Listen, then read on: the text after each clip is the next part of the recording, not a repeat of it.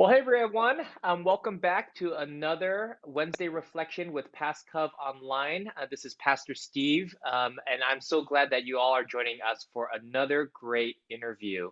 Um, right here we have Julieta Aragon, and she is a friend and a partner in this community. We've had such a lot of great conversations and a lot of planning that you'll hear about and things that we have been doing to serve our community for many years. As many of you know, you're watching this because of Wednesday Reflection. It is a chance where we dive deeper into the topics of the week, and we have a special interview with Julieta as we get to understand a little bit more. As we're in Advent, we're going to be talking a little bit more about how God is a present in our community and how we can be a part of it. And so, yeah, without further ado, let me introduce Julieta to you. Julieta is a part of the Pasadena Community Job Center, which has been around Pasadena for 19 years now. And she is the minimum wage outreach and education coordinator, but she is so much more. So, Julieta, we're going to hear more about that, but Julieta, welcome, welcome, welcome. So glad that you're here. Oh, thank you so much, Pastor Steve. I'm so grateful to be here too. Thank you. Well, great. Well, let's go on and let's talk a little bit more about what's going on in our community. Yes. So we've been doing this thing called Mano-a-Mano for 8 months now. This was a brainchild that you and the job center kind of came up with and invited us to be a part of, where we deliver food to families, hundreds of families monthly. Actually, it started out every 2 months, and that was that was quite a job. But I think we tabulated that since we began, we actually delivered about 3,000 deliveries, and Yes. which is, I mean, we're talking about grain, beans, sugar, oil, eggs, produce, meat, milk. I mean, these are like essential food items that are healthy and nutritious and nourishing for families, and we've delivered 3,000 of them. And so that is such a great milestone that we've hit, and we're going strong. And it sounds like I mean, we just finished one just recently, and it was fantastic. So Yes. how I'm curious right now, how is the situation on the ground? Has things let up at all, or has it stabilized? Tell us a little bit more about what you see. I think that things started to get a little bit better, but now with COVID making a comeback, things are starting to again fall down a little bit. As you know, the day laborers are hired on a daily basis. There's nothing that they keep stable jobs. It's a Mhm. daily thing.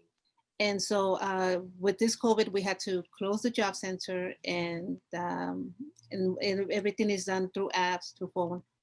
And so everything is starting to look again shaky.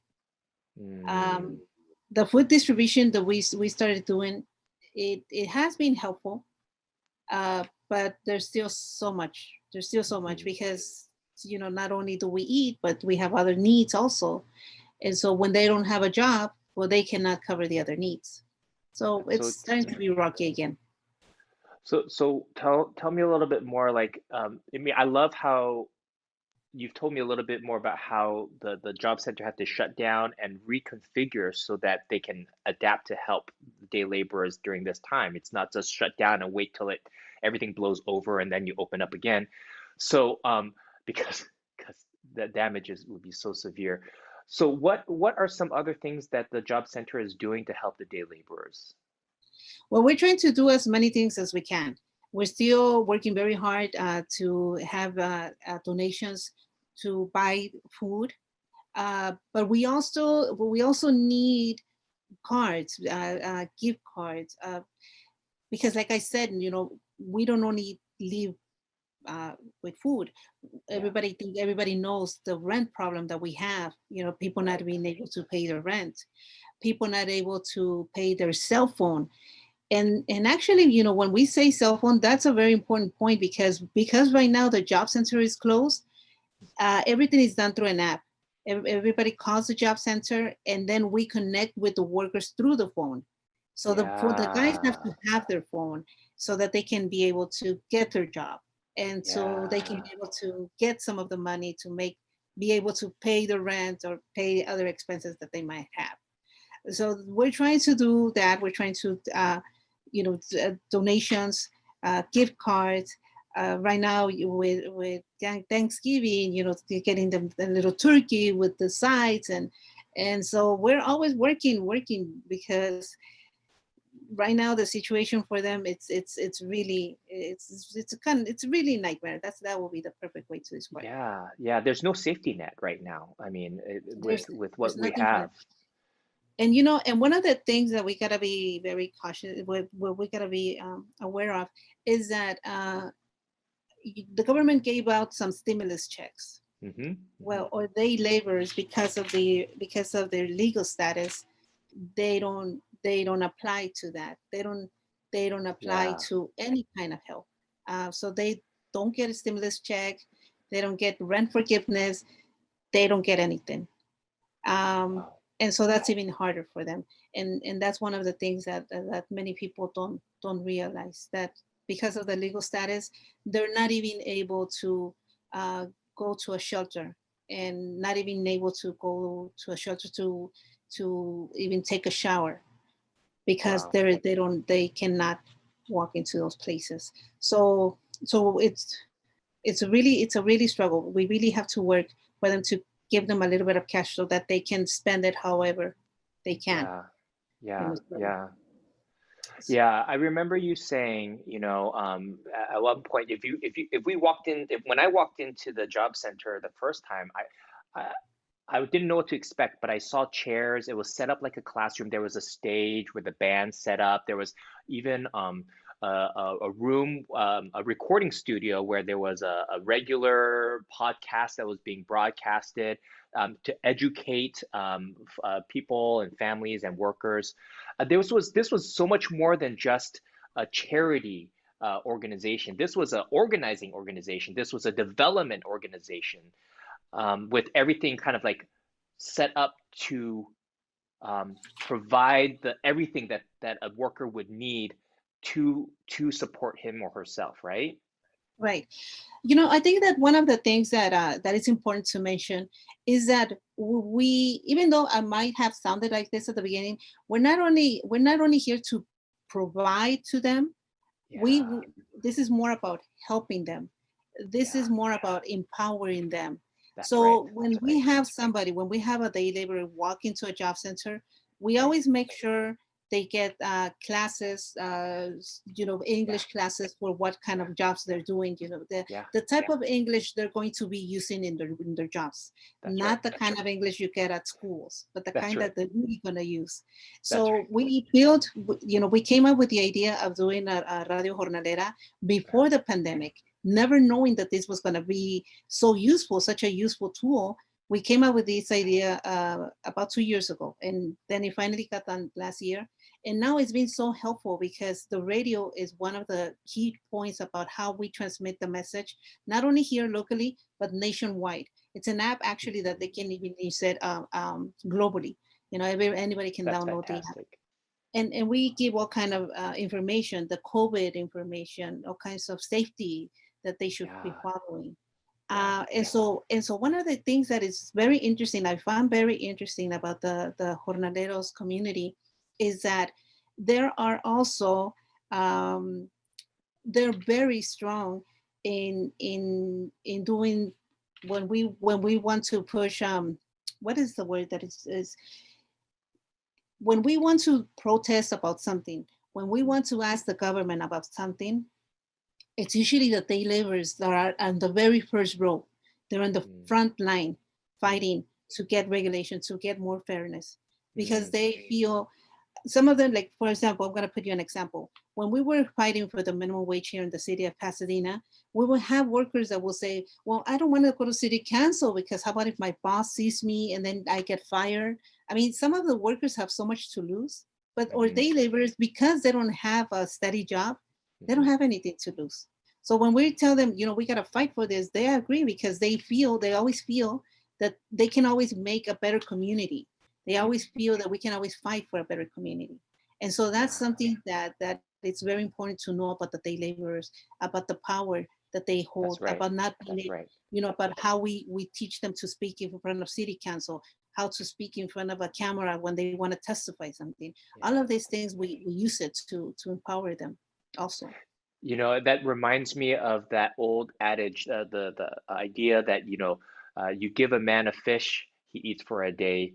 You teach a Yes, man how to fish, then he's able to fish for a lifetime. But you also need to provide the fishing pole. But sometimes you also have to figure out um, who's poisoning the lake so that there's no more fish, or who's keeping the fish at bay, right? So there's different levels where you provide for the immediate need by providing for that. That's charity.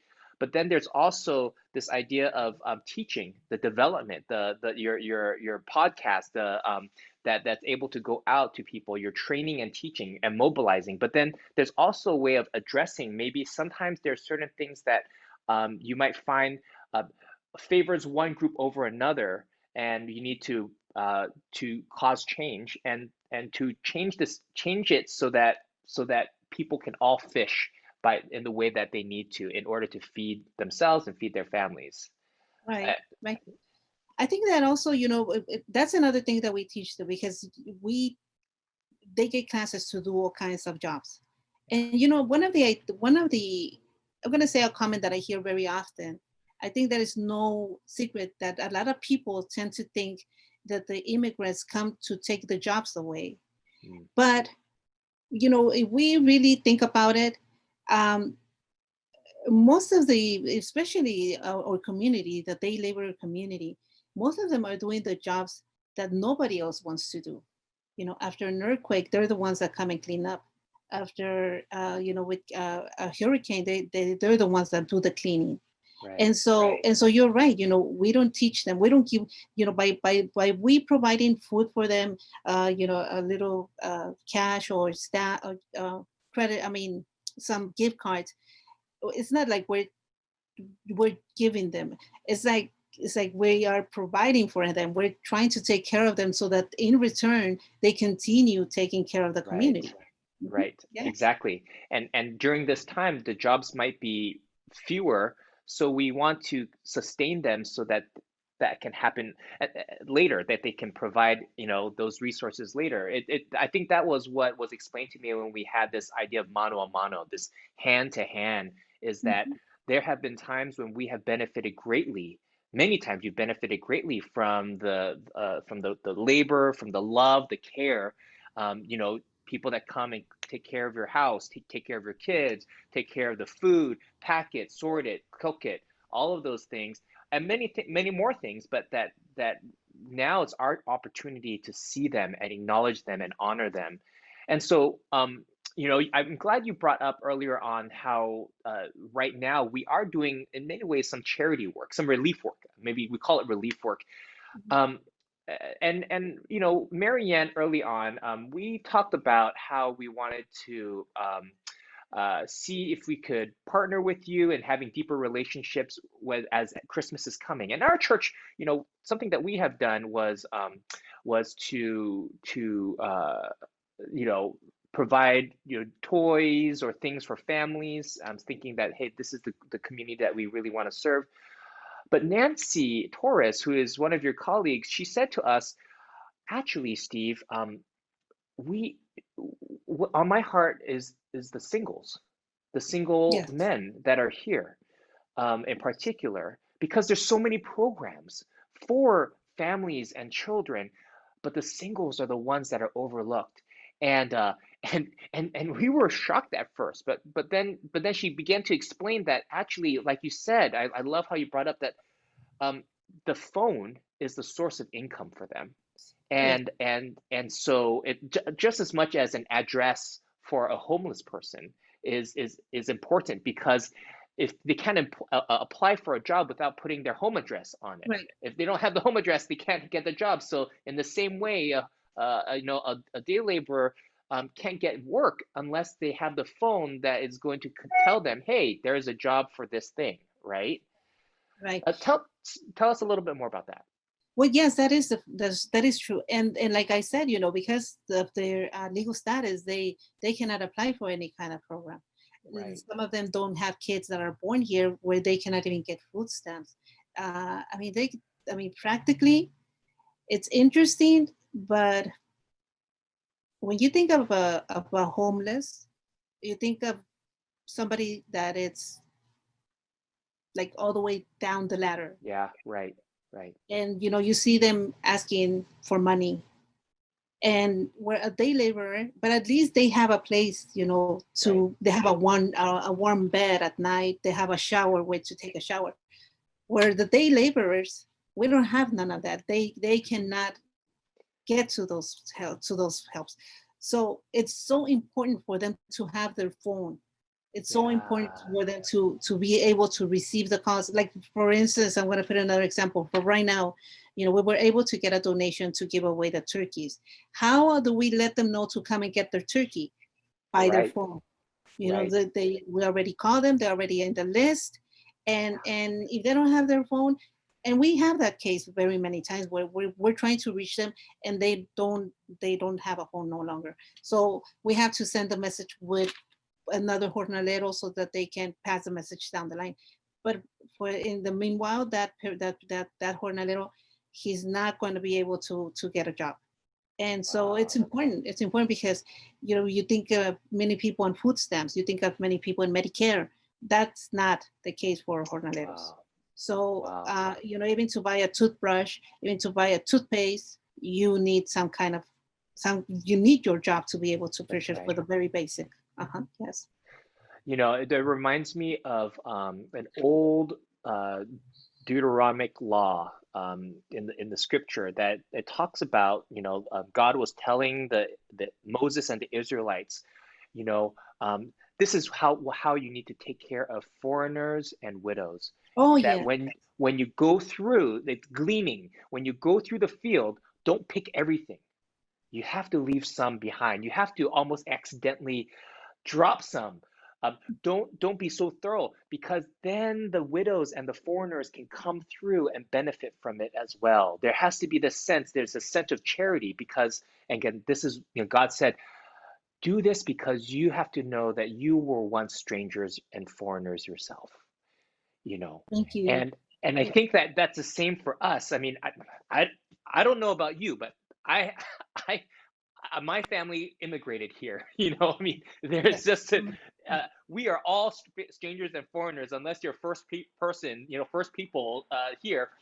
We're not, and so we have benefited from the generosity and hospitality, which is a different story. But can we continue to practice that we always have something out there for people that can come and receive as well, right? Yes. So Yes. I yeah. think that it's so important, and I'm also an immigrant. I was born in Mexico. I was brought to this country very, very at a small, very age.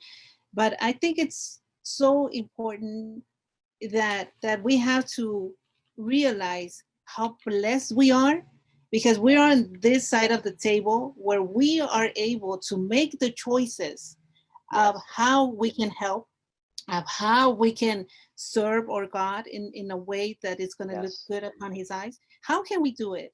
I Mm, have so many choices how to do it. mhm. And we are not at the other side of the table where they're extending their hand for help. You know, Yes. I think Yes. that's the biggest blessing that we got to realize we have, that we Yes. we are here to give and not to receive. And That's right. so, for instance, even though our day laborers, um, like I said, we empower them, and so we're helping them to continue thriving, because Yeah. the job center, being in the community for such a long time, we, for instance, we have the school. I know you're familiar with Madison Elementary Hmm. School. Hmm. Such a big school that sometimes it's hard for PUSD to cover to maintain clean all the schools. So our day laborers usually go once or twice a year and make sure to thoroughly clean the school. Really? They'll go to the villa park and make sure that everything is well taken care of. And so the day laborers are here, and they're also making sure that the community is staying clean and it's staying in a good shape. So, covering Wow. the little cracks Yeah, that might fall into the system where things are not taken care of. So why not in return take care of them? that's right. So That's right. That's wonderful. Oh, that's so good to hear how the community is coming together in all of this. Um, yes, and all of this that is happening, Pastor Steve, I this is not the first time I'm telling you. It would not be possible without your church. It would not be possible without your followers, because I mean, we do half the job, but you guys do the other half of the job.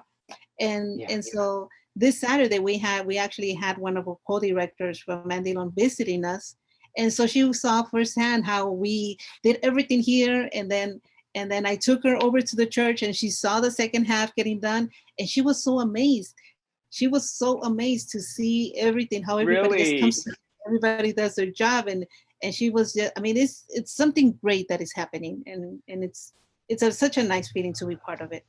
Well, I think so too. I mean, I look at our, the members of our church and people outside of it. It's not just our church. It's people bringing their neighbors and their friends because they see something special happening, and I feel like whenever good is happening, God has a hand in it. Whenever love is around, God is present in it. And I know the Job Center is not religious, that it is not a religious organization. Pasadena Covenant is. Um, but I feel like as we've been doing this, I know myself, and people have expressed to me that there's a sense of renewal, rejuvenation, transformation, spiritually even, because they say, "Oh, there is more to the kingdom of God than I had known, and I get Well, to partner with it." So they are actually being transformed as they're serving. What's the experience like been for you or for the job center? Well, for us, it's been great to find, such a great partner. Um, it's for us. You're right. We never talk about religion in this place, but I think that there's something in common, which is the principles of showing love, showing kindness, showing respect.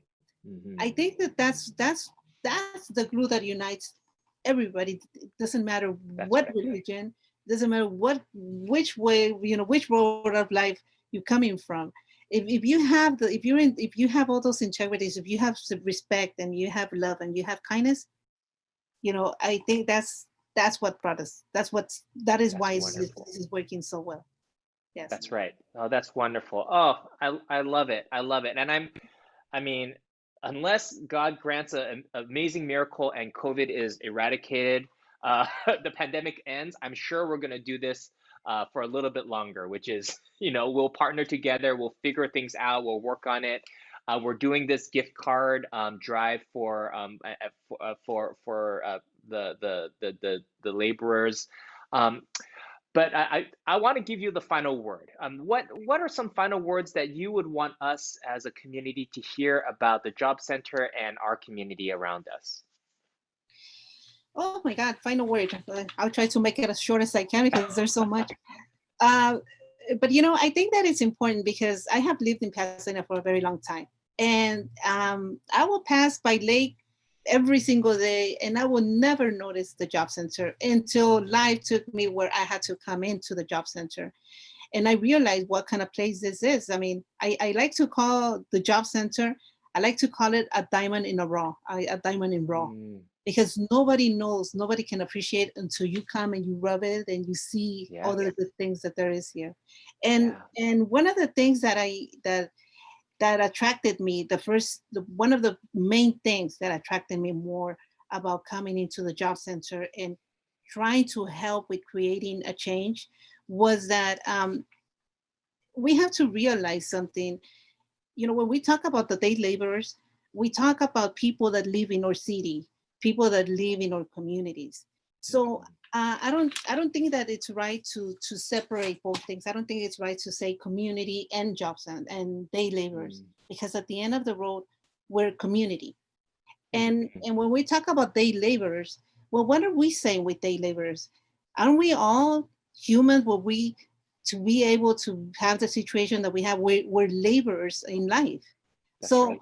so day laborers are part of the community, and we the community are also day laborers.